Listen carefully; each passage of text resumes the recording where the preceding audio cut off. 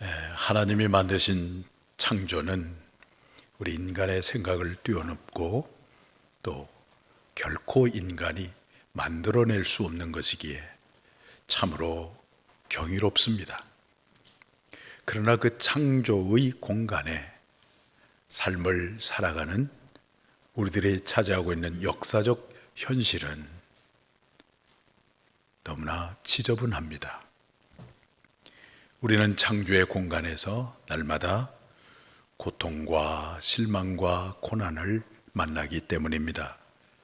창조는 경이롭지만 역사는 지저분합니다. 각종 음모와 거짓과 술수와 정치적 실망, 각종 사건과 사고, 그리고 어떤 경우에는 깡패 같은 이웃들을 만나고 부딪히면서 살아가는 현실이 바로 역사입니다. 그런데 놀라운 것은 우리 주님께서는 바로 그 역사, 지저분한 역사를 받아들이셨다고 하는 것입니다. 그 받아들이는 과정에서 엄청난 고통이 있었고 괴로운 죽음이 있었습니다. 그러나 그 고통과 죽음을 통해서 구원의 역사를 이루셨습니다. 역사 속에서 예수님의 생애는 성공담이나 무슨 행복한 이야기가 아니라 구원의 이야기입니다. 예수님께서 예루살렘을 입성할 때에 그야말로 축제의 분위기였습니다. 예루살렘이 온통 축제의 도가니였습니다. 사람들이 손에 종려가지를 흔들고 호산나 다윗의 자손이여, 예루살렘에 입성하시는 예수님을 환영하며 맞이해 주었습니다. 그렇지만 그때 예수님은 우셨습니다.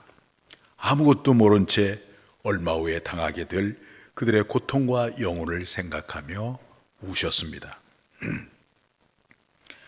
우리는 하나님 나라 백성으로 살아가는데 우리의 삶의 무대는 의에 거하는 바 새하늘과 새 땅이 아니라 지저분한 세상 속에서 살아갑니다.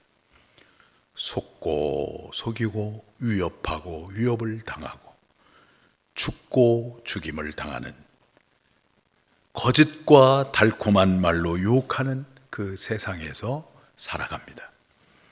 그런 세상을 이긴다고 하는 것은 무력이나 물리적인 힘으로 이기는 것이 아니고 정복함으로 이기는 것이 아닙니다. 바로 십자가의 죽음으로 이기는 것입니다. 예수님이 십자가의 죽음을 통해서 세상에 가진 힘을 몰수하고 무력화했습니다. 그리고 우리를 그 세상에서 구원해 주셨습니다.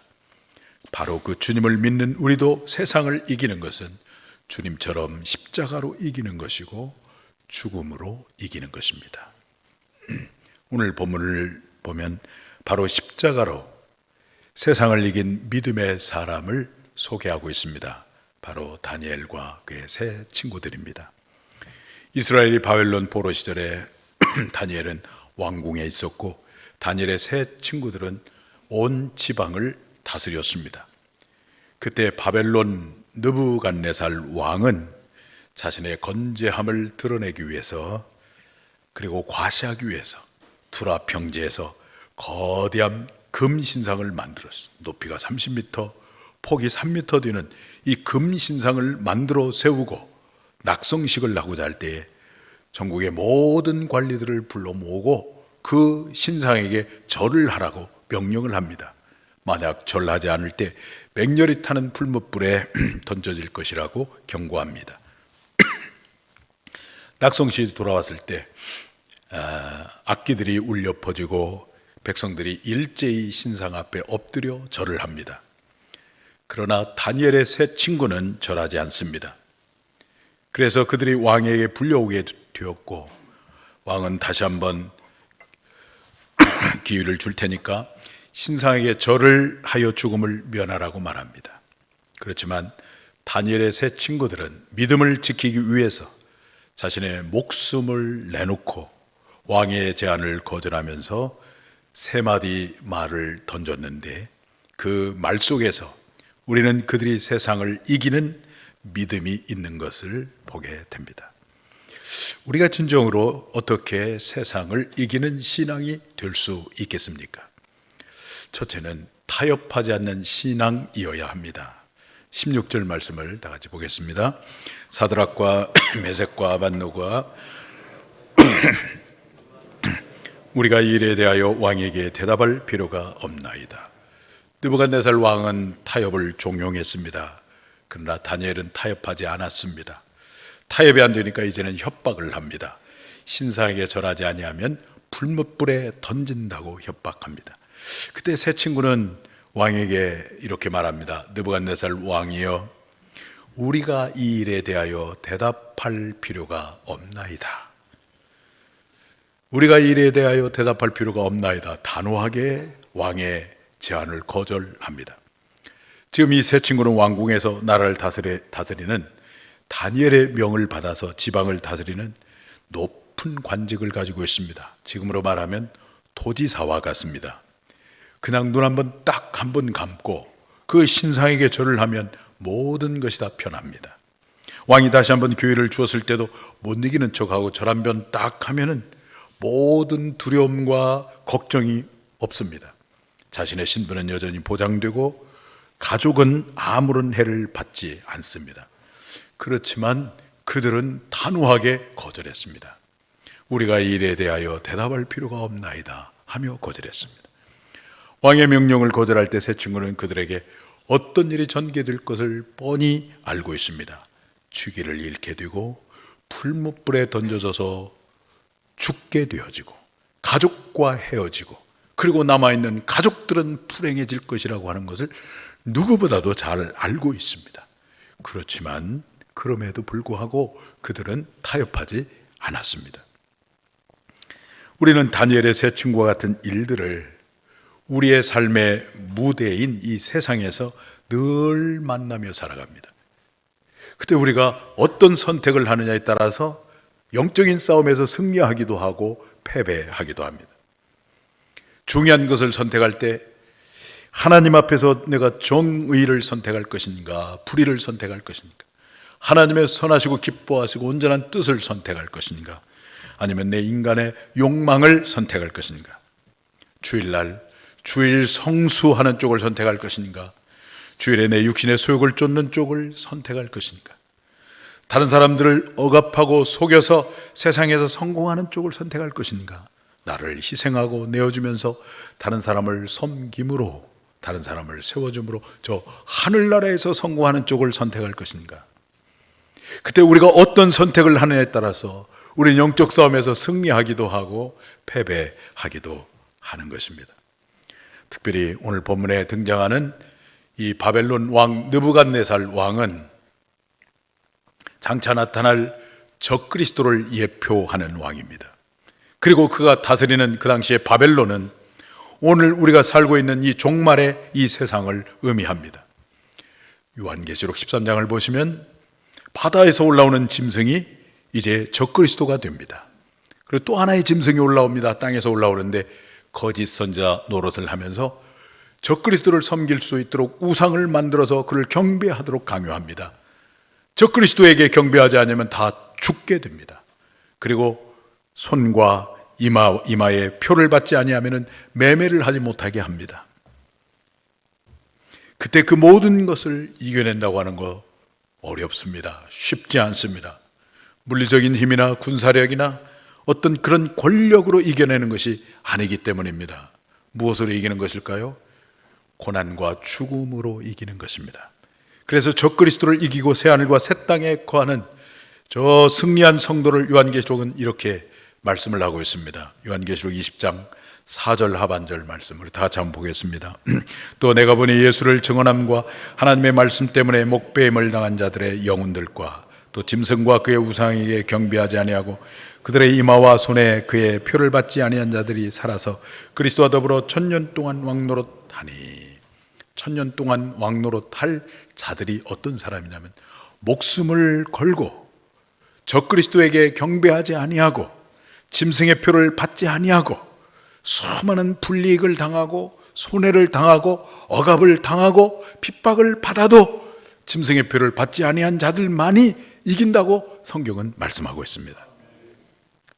오늘 또 세상은 우리를 유혹하고 있습니다. 진리보다는 편리를 선택하도록 유혹합니다. 하나님보다는 하나님을 이용한 인간의 욕망을 선택하도록 유혹하고 있습니다. 하나님이 선물로 주신 아름다움을 선택하기보다는 인간의 욕망의 추구에서 나온 화려함을 선택하도록 우리를 유혹하고 있습니다. 그때 우리는 어떻게 해야 되겠습니까?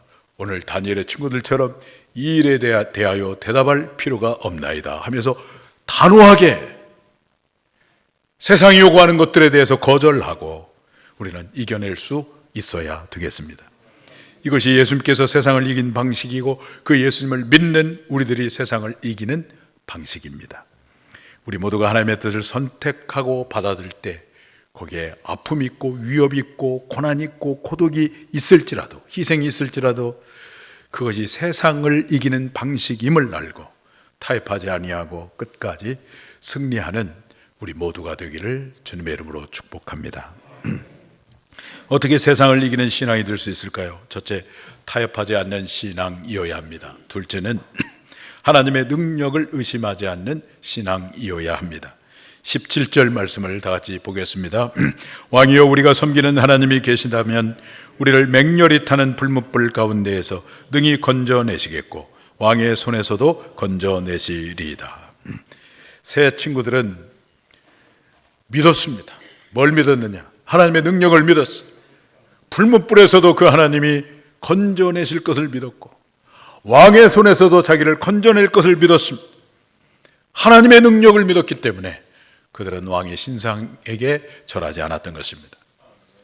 그렇지만 어떻습니까? 상황은 더 악화되어져서 불뭇불은 7배로 더 뜨거워졌고 마침내 이 세 친구들은 불에 던져지고 말았습니다. 그런데 놀라운 일이 벌어졌습니다. 세 친구를 불에 던진 용사들이 불에 타 죽어버리고 왕이 불뭇불을 보니까 불뭇불 가운데 네 사람이 이렇게 돌아다니는 것입니다. 결박하여 던진 자는 분명 세 사람이었는데 불뭇불 가운데는 네 사람이 돌아다니고 있습니다. 그런데 그 중에 한 사람은 신들의 아들과 같았더라 라고 말씀하는데 바로 현현하신 하나님 예수님께서 직접 그 현장에 오신 것입니다. 왕이 불뭇불 가운데로 가서 말합니다. 지극히 높으신 하나님의 종 사드락과 메삭과 아벳느고야, 나와서 이리로 오라, 이렇게 말씀합니다. 왕이 깨달았어요. 사드락과 메삭과 아벳느고가 믿는 하나님, 그 하나님이 진짜 살아계신 하나님이시구나 하는 걸 깨달았습니다. 그래서 그들을 이제 오라고 했더니 와서 봤더니 이 다니엘의 세 친구들이 그들의 몸을 불이 그슬리지 않았고 머리털 하나도 상하지 않게 되었고 옷도 그대로 입고 불탄 냄새도 나지 아니하고 깨끗하게 그들이 보존되어 있습니다. 이 일을 통해서 천하의 제국의 왕이었던 느부갓네살 왕이 깨달았습니다. 내가 하나님이 아니라, 내가 신이 아니라 저들의 여호와 하나님, 여호와가 진정한 하나님인 것을 깨닫고 그 하나님을 찬송하며 그 하나님께서 새 친구를 구원해 주셨음을 깨달았습니다. 우리가 하나님을 믿는다면, 여러분 하나님을 믿으시죠? 하나님을 믿는다면 그 전능하신 하나님이 우리와 여전히 함께 하심을 믿어야 합니다. 그것이 바로 참된 믿음이고 하나님을 경외함입니다. 하나님을 경외한다고 하는 것은 두려워한다는 것, 두려워. 하나님, 그러면 두려운 마음이 있어야 됩니다. 그런데 이것은 무서워서 두려워하는 것이 아니라 무서움이 없는 두려움이에요. 절대적인 신뢰입니다. 내가 절대적으로 사랑하는 누군가를 만나면 내 마음속에 두려움이 있어요. 무서워서 두려워하는 것이 아니라 절대적으로 신뢰하고 사랑하는 것에 대한 거룩한 감정, 그것이 바로 두려움, 경외함입니다. 경외함.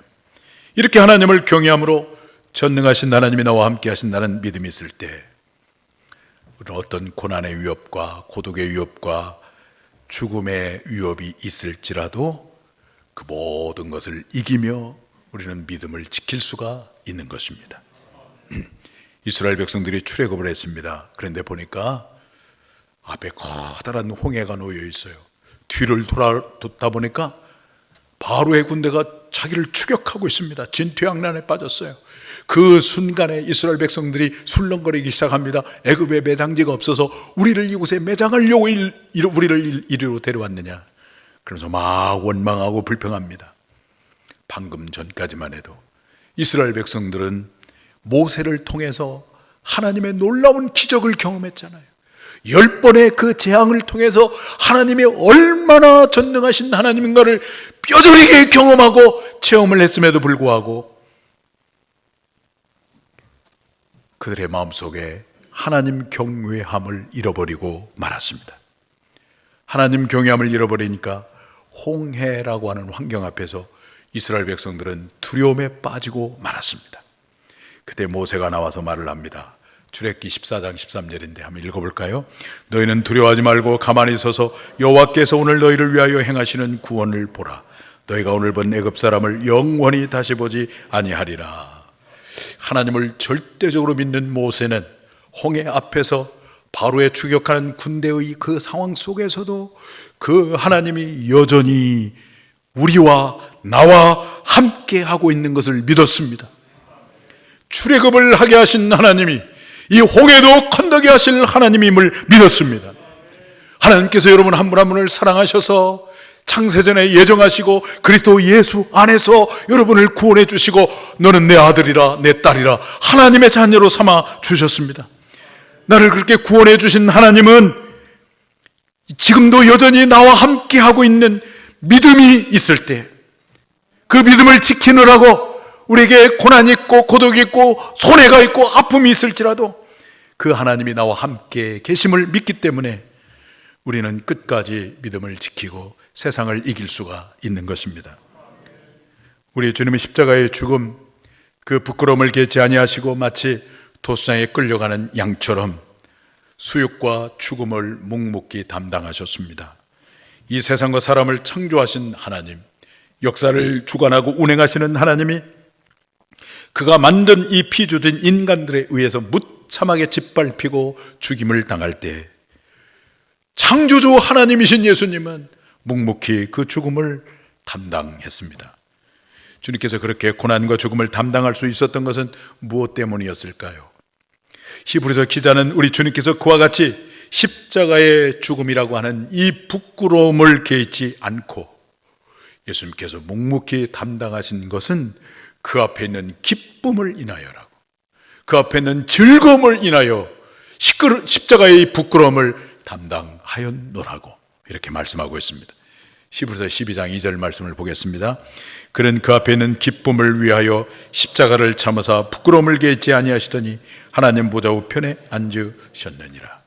그 앞에 있는 기쁨, 그 앞에 있는 즐거움, 곧 부활입니다. 부활의 영광을 바라보고 주님이 십자가의 고통과 죽음을 견디고 감당했습니다. 성도들이 이 세상을 이기는 방식은 세상의 힘과 능력이 아니라 주님의 능력을 믿는 믿음으로 이기는 것입니다. 다시 말하면 죽어도 다시 사는 이 부활의 능력을 믿는 믿음으로 이기는 것입니다. 그러기에 세상을 이기는 우리 성도는 죽어도 산다고 하는 부활의 능력을 믿기 때문에 우리 성도는 겉으로 무명한 자 같으나 유명한 자입니다. 죽은 자 같으나 살아있는 자입니다. 징계를 받는 자 같으나 죽임을 당하지 아니하고 근심하는 자 같으나 항상 기뻐하고 가난한 자 같으나 많은 사람을 부유하게 하고 아무것도 없는 자 같으나 모든 것을 가진 자입니다. 부활의 능력을 믿기 때문에 살아계셔서 지금도 우리와 함께 하시는 하나님, 죽은 자를 다시 살리시는 부활의 능력의 주님을 믿음으로 이와 같이 세상을 이기는 저와 여러분이 되시기를 바랍니다. 어떻게 세상을 이기는 신앙이 될 수 있을까요? 첫째는 타협하지 않는 신앙이어야 합니다. 둘째는 하나님의 능력을 의심하지 않는 신앙이어야 합니다. 세 번째는 죽음을 각오한 신앙이어야 합니다. 18절 말씀 다 같이 보겠습니다.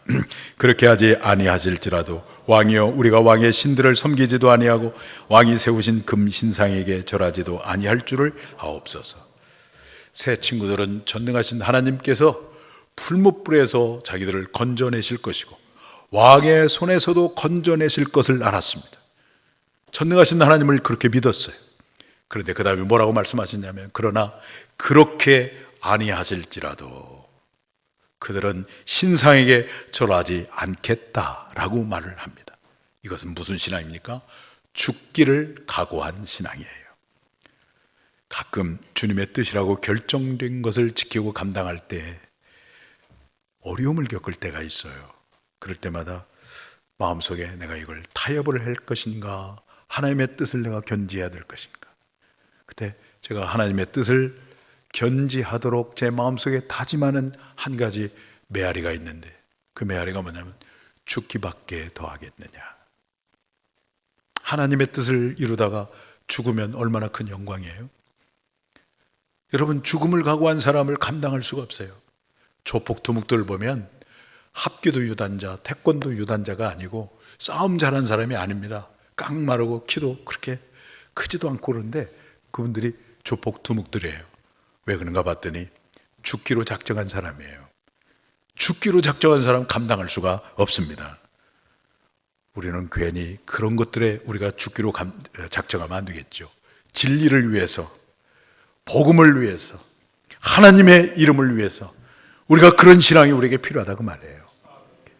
오늘 본문의 새 친구들, 왕의 타협안을 이 일에 왕에 대답할 필요가 없습니다 하면서 거절했습니다. 그런 다음에 우리가 섬기는 하나님이 풀무불에서 건져내 주시고 왕의 손에서 우리를 건져낼 것이다 하면서 하나님의 능력을 믿고 그 유혹을 이겼습니다. 그런데 한 걸음 더 나가서 그렇게 아니하실지라도 신상에게 절하지 않겠습니다. 이것은 여호와 하나님 신앙에 대해서 다니엘의 친구들은 죽기로 작정했던 것입니다. 종말을 살아가는 우리 그리스도인들에게 바로 이런 자세가 지금은 필요한 때입니다. 지금의 이 시대야말로 실용주의, 편리주의, 그리고 상대주의의 문화 속에서 교회가 얼만큼 세속화되었습니까? 세속화되어질 대로 세속화되었어요. 그야말로 종말의 시대를 우리가 살아가고 있어요.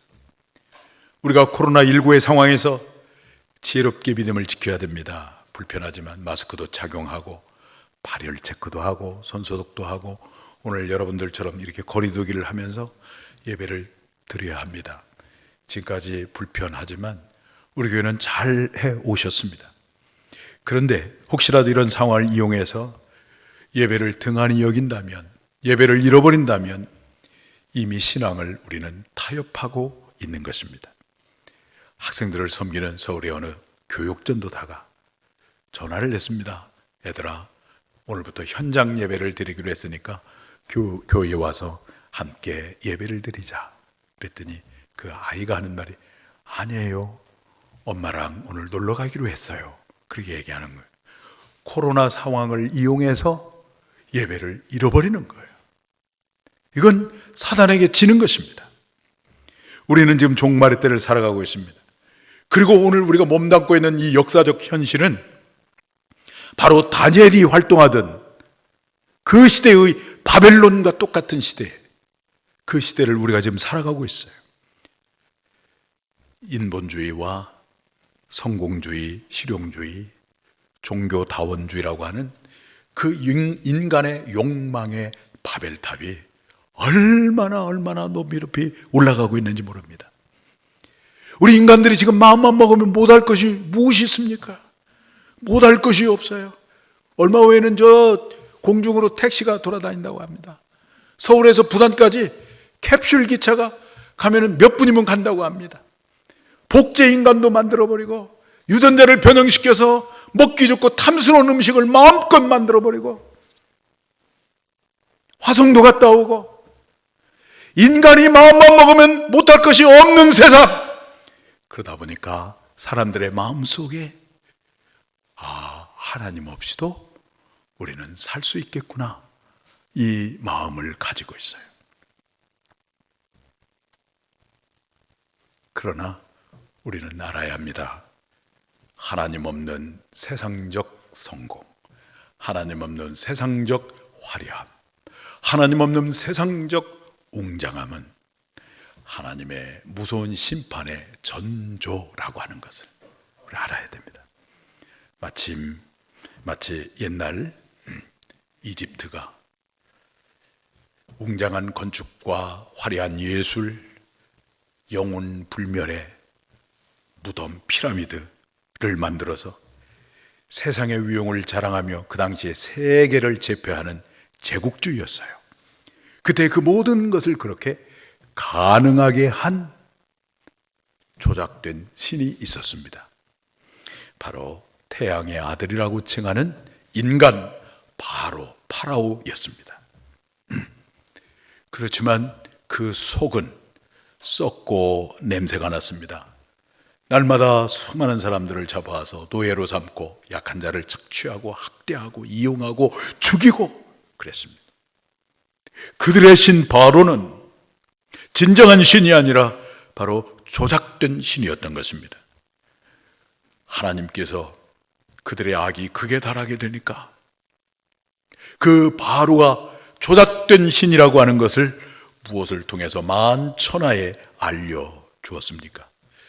하나님께서 늙고 볼품이 없는 80세의 노목자 모세를 통해서 그들에게 행하신 10가지 재앙을 통해서 인간 바로 아무것도 아닌 것을 깨닫게 해줬어요. 조작된 신인 것을 알게 해주었고, 역사를 주관하는 자는, 역사의 주권자는 보이지 않지만 I am that I am, 나는 스스로 있는 자라고 계시하신 야훼 하나님만이 역사의 진정한 주권자임을 그들에게 보여주었던 것입니다. 지금 코로나 상황을 통해서 하나님은 우리를 교훈하고 있어요. 이 역사의 진정한 주권자가 인간이 아니라 바로 하나님이심을 우리에게 깨닫게 하고 있습니다. 코로나 상황을 이용하여 거지웅장하고 화려한 세상을 추구하고 부러워하는 것에서 이제는 오직 진정한 역사의 주권자, 우리의 삶의 주권자가 하나님이심을 알고 진정으로 우리 마음 깊은 곳에서 그 하나님만을 두려워하고 믿음으로 하나님께 반응하고 그리고 겸손히 엎드려 하나님, 저희들 불쌍히 여겨주세요. 내가 할 수 있는 것이 없습니다. 할 수 있는 것이 없잖아요. 지금 돈을 벌고 싶은데, 사업을 하고 싶은데, 저 외국에 가고 싶은데 다 막혀 있지 않습니까? 겸손하게 엎드려서 하나님 어떻게 하면 좋을까요? 하나님의 도우심을 구하고 긍휼을 구해야 합니다. 그러면 거기에서 새로운 구원의 역사를 하나님은 베풀어 주실 것입니다. 10가지 재앙을 통해서 출애굽의 이 구원의 역사를 베풀어 주셨던 하나님이 저 14세기에 패스라고 하는 재앙을 통해서 종교개혁이라고 하는 새로운 구원을 베풀어 주셨던 하나님이 21세기 이 팬데믹 재앙을 통해서 어쩌면 그 높이 쌓았던 인간 바벨탑을 무너뜨리고 역사의 주권자가 인간이 아니라 야훼 하나님이심을 우리에게 보여주면서 새로운 구원을 베풀어 주실지 모르겠어요. 그 야훼 하나님을 우리가 두려워해야 됩니다. 그리고 믿음으로 반응하고 겸손히 엎드려 그 주님의 긍휼과 도움을 구할 수 있어야 합니다. 그것이 바로 다니엘의 친구들이 보여준 신앙, 종말에 우리가 가져야 할 참 신앙입니다. 타협하지 않는 신앙, 죽어도 살게 하는 하나님의 능력을 믿는 신앙, 그리고 죽음을 각오한 신앙으로 다니엘이 승리한 것처럼 코로나19의 재앙의 상황에서 우리 모두가 세상을 이기는 신앙이 되어서 하늘의 하나님께 인정받는 참 구원의 백성이 되시기를 주님의 이름으로 축원합니다.